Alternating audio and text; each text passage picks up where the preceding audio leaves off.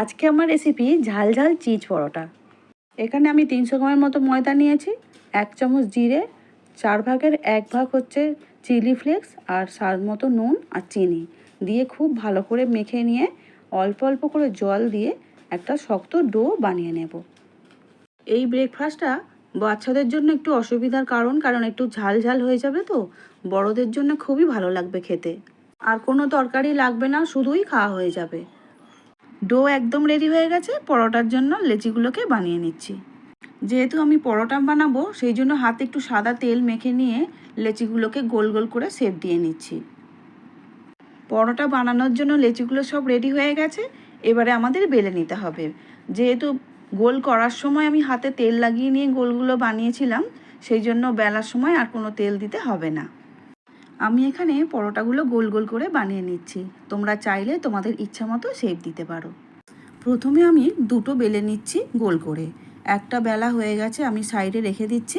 দ্বিতীয়বারে যেটা বেলছি সেই বেলার ওপরে আমি একটা চিজ দিয়ে ভালো করে গ্রেটারের সাহায্যে স্প্রেড করে দিচ্ছি।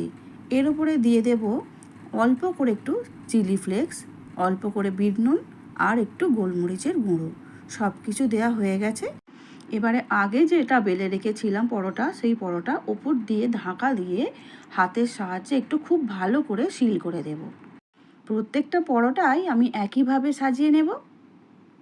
এদিকে আমাদের তাওয়া ভালোই গরম হয়ে গেছে।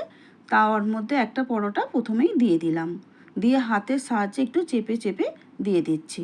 এবার এক পিঠ ভালো করে ভাজা হয়ে গেলে অপর পিঠটাও উল্টে দিলাম। এইভাবে এপিঠ ওপিঠ করে খুব ভালো করে ভেজে নেব আর অল্প অল্প করে তেল দিতে থাকবো।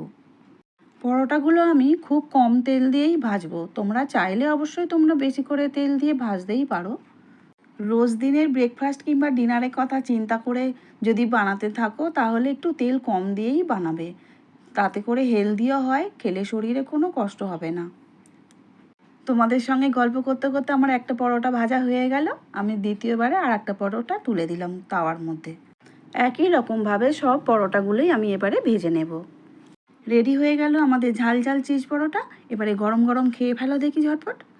আমার ভিডিও ভালো লাগলে এইভাবেই পাশে থেকো, সাপোর্ট করো আর খুব ভালো থেকো। পুরো ভিডিওটা দেখার জন্য অসংখ্য ধন্যবাদ।